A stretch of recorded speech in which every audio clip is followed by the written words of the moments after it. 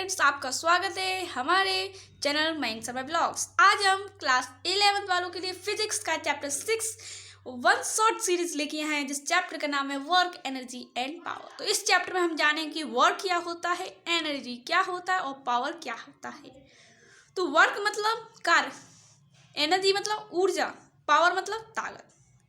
इसका हिंदी मीनिंग बता दिया हमने, ठीक है। तो वर्क क्या होता है पढ़ते हैं। When a force act on an object, जब कोई फोर्स किसी ऑब्जेक्ट पर लगता है and the object actually moves in the direction of force, जब कोई ऑब्जेक्ट वास्तव में ही फोर्स की डायरेक्शन में, तो उस work then work is said to be done by force. तो उस वर्क को हम work is said to done by force उसे हम कह सकते हैं वर्क डन बाय फोर्स। जो फोर्स द्वारा जो वर्क डन होता है वह एक बराबर होता है फोर्स के प्रोडक्ट और डिस्प्लेसमेंट के डायरेक्शन के फोर्स में। Work done by force is equal to the product of force and the displacement object in the direction of force. If under constant force F the object displaced through a distance, then a work done by force. तो work equal to force into displacement, तो equal to force into displacement cos थीटा, where A is the smaller angle between F and S. तो work is scalar quantity and इस SI unit क्या है, इसकी joule है, उसकी सीजीएस यूनिट है अर्ग। तो therefore 1 joule equal to 10 to the power 7 erg. इसका dimensional formula is ml2t-2, ml2t-2। अब इसका डायमेंशनल फार्मूला कैसे बना है ये हम आपको बताते हैं, किस तरीके से इसका डायमेंशनल फार्मूला बना है। इसका डायमेंशनल फार्मूला बना है, हम जानते हैं work equal to force into displacement, ठीक है। तो फोर्स का डायमेंशनल फार्मूला हम जानते हैं क्या होता है, m l 2 -2 mlt-2, ठीक है, mlt-2। सो डिस्प्लेसमेंट क्या क्या होता है, डिस्प्लेसमेंट का होता है L, क्या होता है L। तो mlt-2 मल्टीप्लाई बाई L, तो हो जाएगा ml2t-2, ठीक है।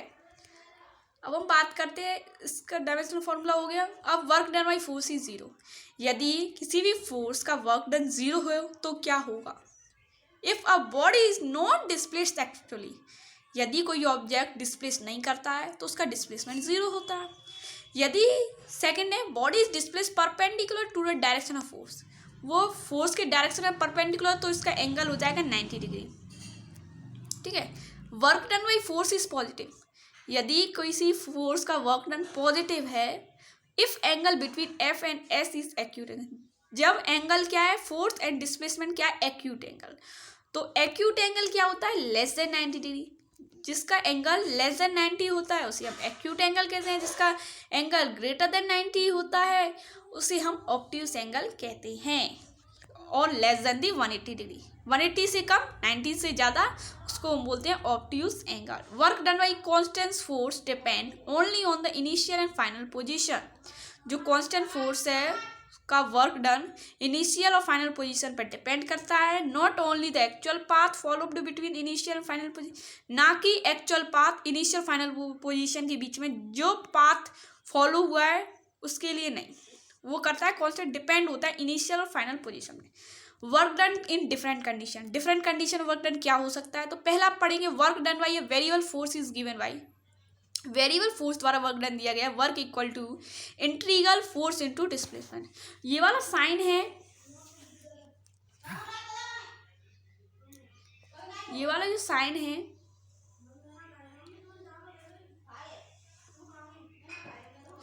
ये वाला साइन है, इसका मतलब है इंटीग्रल, क्या है इंटीग्रल, ठीक है। सेकंड है it is equal to the area under the force displaced graph along with proportion. हमें एक एरिया दिया गया है, आप देख रहे होंगे यहाँ पे शेडेड रीजन दिया है, शेडेड रीजन आपको दिख रहा है, जैसे ये सैडल रीजन दे दिया है यहाँ पे, तो फोर्स सैडल रीजन है ABCD, यहाँ पर ABCD है, ए नहीं है, ठीक है। तो सेकंड पढ़ते हैं, work done in displacing any body under the action of a number of force is equal to the work done by resultant force. जो किसी भी बॉडी पर जो वर्क डन डिस्प्लेस होता है उस फोर्स के नंबर के बराबर, तो वो रिजल्टेंट फोर्स होता है, रिजल्टेंट फोर्स के बराबर होता है। थर्ड है इन इक्विलिब्रियम स्टैटिक और डायनेमिक। स्टैटिक मतलब जो रेस्ट पर, जो मोशन रेस्ट पर होता है उसे हम स्टैटिक बोलते हैं, जो मोशन चलता है कंटिन्यूसली उसे हम डायनेमिक बोलते हैं। The resultant force is zero, therefore resultant work done is zero. यदि इसका रिजल्टेंट फोर्स जीरो है तो रिजल्टेंट वर्क डन भी जीरो होगा। तो फोर्थ दिया है, if work done by force during a rough trip of a system is zero then the force is conservative, otherwise it is non conservative force. यदि किसी भी फोर्स द्वारा जो वर्क डन है कि रफ ट्रिप का सिस्टम जीरो है तो वो कंजर्वेटिव फोर्स हो गया है, और अदरवाइज नॉन कंजर्वेटिव फोर्स होगा। Gravitational force, electrostatic force, magnetic force, ये सभी कंजर्वेटिव फोर्स हैं। All the central force are conservative forces, सभी सेंट्रल फोर्सेस कंजर्वेटिव फोर्सेस होते हैं। फ्रिक्शनल फोर्स, विस्कस फोर्स, ये सभी नॉन कंजर्वेटिव फोर्स होते हैं। फिफ्थ वाला दिया, work done by force of gravity on a particle of mass m is given by W equal to mgh। ये potential का भी फॉर्मूला है, काइनेटिक एनर्जी का 1/2 mv², उसी तरीके से पोटेंशियल एनर्जी का होता है mgh। Where g is acceleration due to gravity, h is a height through particle on displaced. Fifth वाला दिया है, वर्क डन इन कंप्रेसिंग और stretching a spring is given by, so W equal to 1/2 kx², वेयर k is a spring constant and x is a displacement from mean position। Seventh वाला दिया है, where when one end of spring is attached to fixed vertical support and a block attached to free and moves on a horizontal table from x equal to x1 to x equal to x2, then W equal to 1/2 k x² x2 minus x² x1। Eighth वाला दिया, work done by couple for an angular displacement theta is given by W equal to I into theta, तो where I is the torque of couple. Power क्या होता है, the rate of work done, the time rate of work done by body is called its power. Power होता है power equal to work upon time, ठीक है। इसका formula होता है power equal to rate of doing work equal to work done upon time taken. If under a constant force F is displaced through a distance s in time t, the power equal to W by t, तो force into displacement by T. Work का हम जानते हैं force into displacement है, तो हमने work की जगह पर force into displacement upon T लिख दिया।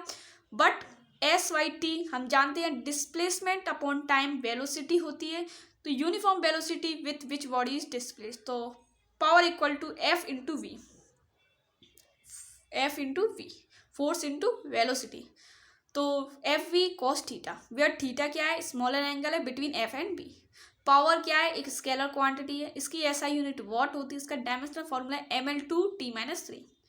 इसकी अदर यूनिट किलोवाट या हॉर्स पावर। 1 किलोवाट में 1000 वाट होते हैं, 1 हॉर्स पावर में 746 वाट होते हैं। एनर्जी क्या होता है, energy of body is it capacity to do, हमारे कार्य करने की क्षमता को, किसी ऑब्जेक्ट पर कार्य करने की क्षमता होती है उसको हम एनर्जी कहते हैं। एनर्जी भी एक स्केलर क्वांटिटी है, इसकी एसआई यूनिट जूल होती है, इसकी सीजीएस यूनिट अर्ग होती है, इसका डायमेंशनल फॉर्मूला ml3t-3 होता है। There are several types of energy such as mechanical energy, कई तरह की एनर्जी होती है, जैसे मैकेनिकल एनर्जी। मैकेनिकल एनर्जी में आता है जैसे काइनेटिक एनर्जी हो गया, पोटेंशियल एनर्जी हो गया, chemical energy, light energy, heat energy, sound energy, nuclear energy, electrical, काफ़ी तरह की एनर्जी होती हैं। तो सबसे पहले हम पढ़ते हैं मैकेनिकल एनर्जी क्या होती है। काइनेटिक एनर्जी और पोटेंशियल एनर्जी की सम को ही हम मैकेनिकल एनर्जी कहते हैं। The sum of kinetic and potential energy at any point remain constant throughout the motions, it doesn't depend upon time, this is known of law of conservation of mechanical energy. Kinetic energy potential energy के sum को जिस पर time depend नहीं करता उसे हम law of conservation of mechanical energy कहते हैं। सबसे पहले मैकेनिकल एनर्जी 2 तरीके की होती है, पहला पोटेंशियल काइनेटिक एनर्जी, दूसरा पोटेंशियल एनर्जी। तो काइनेटिक एनर्जी क्या होती है, the kinetic energy persist by on or any object by virtue of its motion is called its kinetic energy. किसी भी ऑब्जेक्ट के द्वारा एनर्जी परसिस्ट होना by virtue of its motion, उसी को हम काइनेटिक एनर्जी कहते हैं।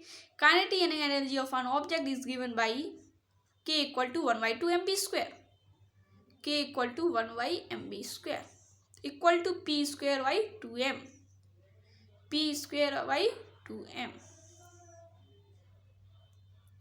where m equal to mass of object and u equal to velocity of the object, p equal to mv equal to movement of object। Potential energy क्या होती है? The energy persist by an object by virtue of its position or configuration is called its potential.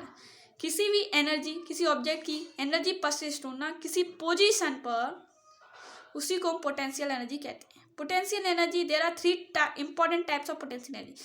Potential energy की 3 important types है। पहला है gravitation potential energy, दूसरा elastic potential energy, तीसरा electric potential energy.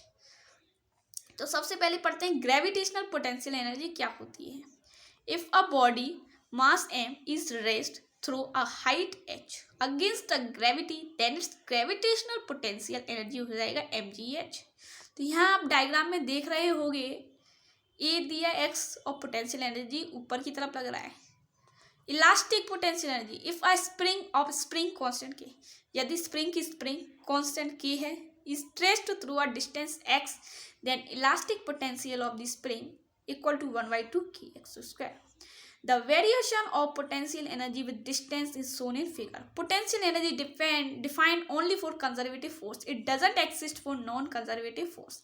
जो potential energy है वो conservative force पर define होती है, ना कि non-conservative forces. Potential energy depend upon frame of reference. Potential energy depend करती है frame of reference. थर्ड है इलेक्ट्रिक पोटेंशियल एनर्जी क्या होती है। The electric potential energy of 2 point charges Q1 and Q1 and Q-1 separate by distance r in vacuum is given by U equal to 1/4 pi epsilon. यहाँ पर E0 दिया है, जैसे E0 दिया है तो इसका मतलब हो जाएगा एप्सिलॉन।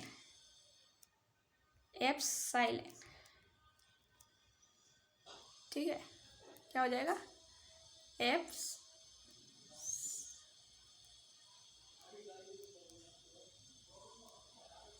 एप्सिलॉन हो जाएगा।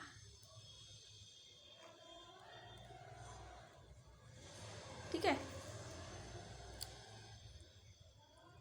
Here 1/4 pi epsilon not equal to 9.0 into 10 to the power 10 newton metre square per c square constant. c दिया यहाँ पर वैक्यूम।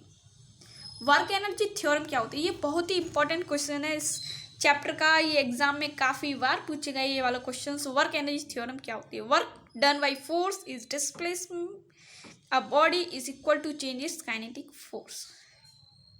किसी भी फोर्स का वर्क डन ऑब्जेक्ट डिस्प्लेस कर दे काइनेटिक एनर्जी के चेंजेस में, तो work equal to force into displace, we know that very well. तो work equal to integral V2 V1 force into displacement equal to 1/2 mb square mb2 minus 1/2 mb1 square equal to kinetic energy final and kinetic energy initial equal to delta KE, where KI initial kinetic energy and KF final kinetic energy. Regarding the work energy theorem, it's worth noting that if work done net is positive, then kinetic energy, then final kinetic energy minus initial kinetic energy positive हो जाएगा। जब final kinetic energy greater than initial kinetic energy होता है तो वो increase करेगी kinetic energy. This theorem can be applied to non initial frame also. In non-inertial frame, it can be written as work done by all forces including the pseudo force equal to change in kinetic energy in non-initial frame. Mass energy equivalence क्या होती है? ये Albert Einstein ने दी थी, equal to delta mc square, इसको relatively equation भी बोलते हैं। तो अकॉर्डिंग टू आइंस्टीन के द्वारा the mass can be transformed into vice versa, where delta m mass disappear then produced force equal to delta mc square, where c is the speed of light in vacuum. Principle of conservation of energy. Principle of conservation of energy. Conservation of energy का principles क्या होता है? The sum of all kinds of energy of an isolated system remain constant. Principle of conservation of mechanical energy क्या होता है? Sum of all kinds of energy in an isolated system remain constant at all time. Principle of conservation of mechanical energy. Mechanical energy का principle conservation क्या होता है? For conservation force the sum of kinetic energy potential energy of any throughout the motion. According to quantum physics के अनुसार mass and energy are not conserved separately but are conserved as a single entity called mass energy. Mass और energy conserved नहीं हो सकती separate, लेकिन single entity के द्वारा ये कंजर्व हो सकती है. इसी को हम मास एनर्जी कहते हैं. अब हम बात करेंगे कॉलिजन्स क्या होता है. कॉलिजन क्या होता है? कॉलिजन बिटवीन टू और मोर पार्टिकल्स इज इंटरेक्शन. अब हम पढ़ते हैं कॉलिजन्स. कॉलिजन्स क्या होता है? Collisions between two or more particles in the interaction for a short interval of time in which they apply relatively strong force on each other. In a collision, physical contact for two bodies not necessary. Here are two types of collision. Collision दो तरीके के होते हैं, elastic collision, non elastic collision और elastic collision. तो elastic collisions क्या होता है? इलास्टिक कॉलिशन होता है the collisions in which both the momentum and the kinetic energy of system remain conserved. Elastic collision कहते हैं. अब हम बात करेंगे inelastic collision. Inelastic collisions all are involve forces are contact force, total energy remain conserved. Elastic collision the collisions in which only the moment term remain conserved but kinetic energy does not remain conserved are called inelastic collisions. Inelastic collisions, some are in all the involved forces are non-conservative force. Total kinetic energy of system remain conserved in after the collisions two bodies stick to each other, then collision is said to be separately. Coefficient of restitutions या resilience. Coefficient of restitution को हम resilience के नाम से भी जाना जाता है. इसका नाम है, या तो एग्जाम में आता है कोफिशिएंट ऑफ रेस्टिट्यूशन को एक्सप्लेन कीजिए या resilience, explain the resilience. The ratio of relative velocity of separations after collision to the velocity to approach before collisions is called coefficient of restitution resilience. It is represented by E. इसको E के द्वारा represent किया जा सकता है, denote किया जाता है. It depends upon the material of colliding first bodies for a perfect elastic collision. तो इसका ई हो जाएगा 1 for perfect inelastic collision, equal to 0 for all other collision, 0 less than e less than 1.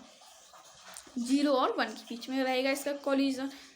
One dimensional या head on collision क्या होता है? One dimensional collision या head on collisions क्या होता है? तो if the initial and final velocity of colliding body lies along the same line, यदि इनिशियल और फाइनल वेलोसिटी एक ही लाइन में कोलाइड करती हैं, उस कॉलिशन को हम वन डायमेंशनल या हेड ऑन कॉलिशन कहते हैं. In elastic one dimensional collision क्या होता है? Applying Newton's experimental law. यदि हम न्यूटन्स के एक्सपेरिमेंट लॉ को अप्लाई करें तो हम जानेंगे. तो पहले कॉलिशन क्या आता है? जैसे मास m1 है जो v डायरेक्शन में जा रहा है, मास m2 है जो v2 डायरेक्शन में जा रहा है, और आफ्टर कॉलिशन के बाद क्या होगा? m1 v1 direction, m2 v2 direction में. तो v2 minus v1 equal to u2 minus u1. Velocity after collision v1 equal to m1 minus m2 u1 plus 2m2 u2 upon m1 plus m2, and v2 equal to m2 minus m1 u2 plus 2m1 u1 upon m1 plus m2, where mass of two colliding bodies are equal. Then after the collisions body exchange their velocities. v1 equal to u2 and V2 equal to U1. If second body of same mass is M1 equal to M2 is at rest, then after collisions, first body come to rest. V1 equal to 0 and V2 equal to U1. If a body of mass M1 with a very heavy body of mass M2 at rest, then after collision, V1 equal to minus U1 and V2 equal to 0. It means light body will rebound with its own velocity. Heavy body will continue to be at. If a very heavy body of mass M1 collides with light of mass M2, M1 is greater than very greater M2 once at rest, then after collisions V1 equal to U1 and V2 equal to 2U1. Inelastic collision one dimensional collisions क्या होता है, loss of kinetic energy delta E m1 m2 upon 2 m1 plus m2 u1 minus u2 का whole square 1 minus E square. In perfectly elastic one dimensional collision क्या होता है, velocity of separations after collision equal to 0, loss of kinetic energy equal to m1 m2 u1 minus u2 का whole square upon 2 m1 plus m2. If a body is dropped from a height h, it strike the ground with a velocity v0. After inelastic collision, it rebounds with velocity v1 and rises to height h1. Then equal to v1 upon v0 equal to 2gh1 under root में 2gh1 upon 2gh0. Here h1 upon h0 under root. So in after n collision with rebound ground, the body rebound with a velocity vn rises to height hn. Then en equal to vn upon v0 hn under root में hn upon h0.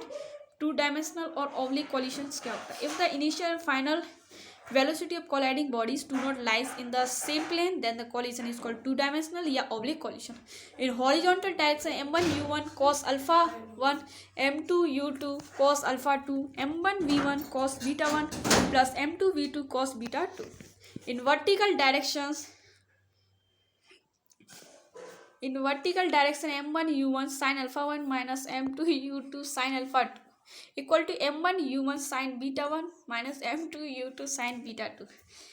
If m1 equal to m2 and a1 plus a2, a1 a2 नहीं है यहाँ पर, alpha a1 plus a2 90 degree. If a particle a of mass m1 moving along z axis, यदि कोई भी particle a है जो मास m1 along z axis with a speed u makes elastic collision with another stationary body b का mass m2.